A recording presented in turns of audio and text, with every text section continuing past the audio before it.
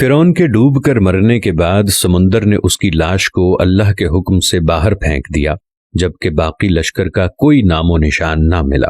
یہ واقعہ آج سے 3500 سال پہلے پیش آیا تھا۔ مصریوں میں سے کسی نے ساحل پر پڑی اس کی لاش پہچان کر اہل دربار کو بتایا۔ فرعون کی لاش کو محل پہنچایا گیا۔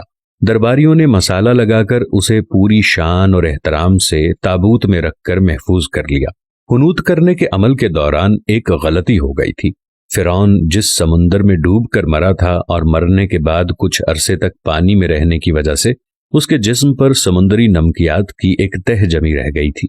مصریوں نے اس کی لاش میں نمکیات کی وہ تہ اسی طرح رہنے دی اور اسے اسی طرح حنوط کر دیا۔ وقت گزرتا گیا، زمین اور آسمان نے بہت سے انقلاب دیکھے جن کی گرد کے نیچے سب کچھ چھپ گیا، یہاں تک کہ فرعون کی حنوط شدہ لاش بھی زمین کی تہوں میں چھپ گئی۔ ان کے نام صرف کتابوں، ان کی تعمیرات اور لوگوں کے ذہنوں میں رہ گئے۔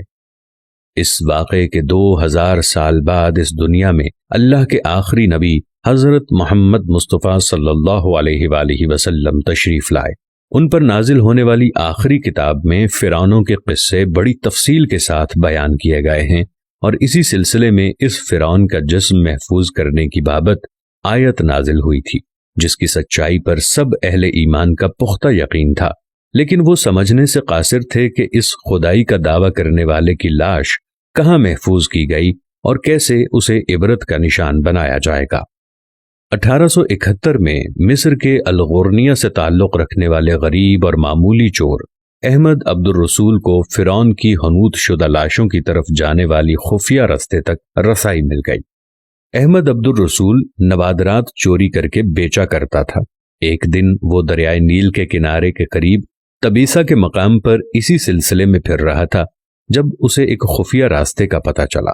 وہاں نوادرات کی چوری کے لیے وہ کھود رہا تھا کہ اسی دوران اسے کچھ لوگوں نے پکڑ لیا اور پولیس کے حوالے کر دیا۔ وہ جس جگہ کو کھود رہا تھا وہاں سے ملنے والے راستے کی جب مسلسل کھدائی کی گئی تو یوں 1891 کو دوسری ممیوں کے ساتھ اسی غرق ہونے والے فرعون کی لاش بھی مل گئی۔ اس کے کفن پر سینے کے مقام پر اس کا نام لکھا ہوا تھا۔ ان ممیوں کو ماہرین قاہرہ لے گئے۔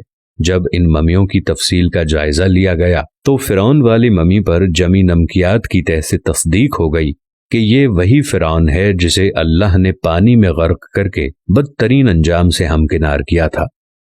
یہ بہت بڑا واقعہ تھا۔ اس کی تصدیق کے لیے دنیا کے ماہرین آثار قدیمہ اور تاریخ دان مصر کی طرف بڑھے۔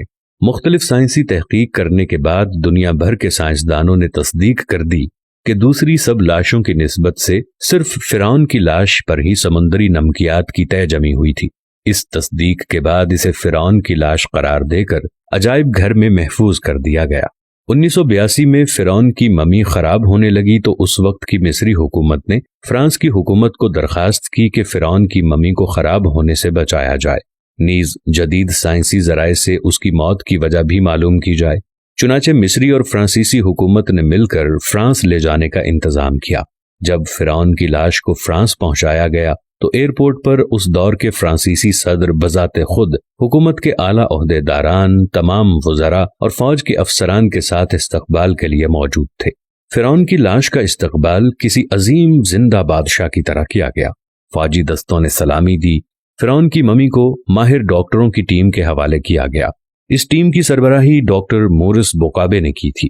مائکروسکوپ ٹیسٹوں کے ذریعے ممی کے تمام اجزاء کا باریک بینی سے جائزہ لیا گیا تو معلوم ہوا کہ اس کی لاش پر سمندری ذرائع ابھی تک موجود تھے اور موت کی وجہ بھی پانی میں ڈوبنے کی وجہ بتائی جاتی ہے۔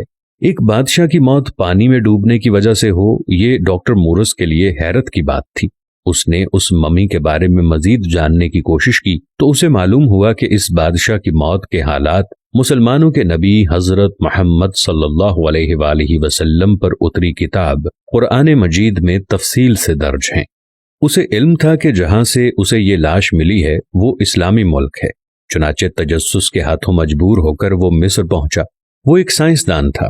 اس نے اس معاملے میں مصر کے ایک سائنسدان سے ملاقات کی اور سائنسدان نے قرآن پاک کھول کر سورہ یونس کی آیت 90 تا 92 کا ترجمہ لفظ بلفظ سنایا۔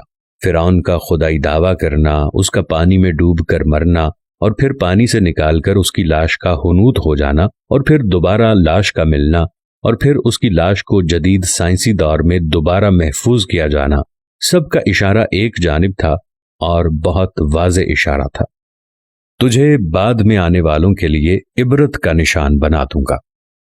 فرعون کی لاش ایسے محفوظ کر کے دنیا کے سامنے لا کر رکھ دی گئی ہے کہ انٹرنیٹ کی ایک کلک پر، رسائل و جرائد پر، ٹی وی چینلز پر اور عجائب گھر میں اربوں انسانوں کی آنکھوں کے سامنے کری اور قابل ترس حالت میں موجود ہے، سوچنے کے لیے کہ عبادت کے لائق اور ہمیشہ رہنے والا وہی ہے، سب کا خالق اور رازق۔ ڈاکٹر مورس نے آیات کا ترجمہ سنا تو اسی وقت پکار اٹھا کہ کلمہ سچا ہے، کلمہ پڑھا اور مسلمان ہو گیا۔ سبحان اللہ۔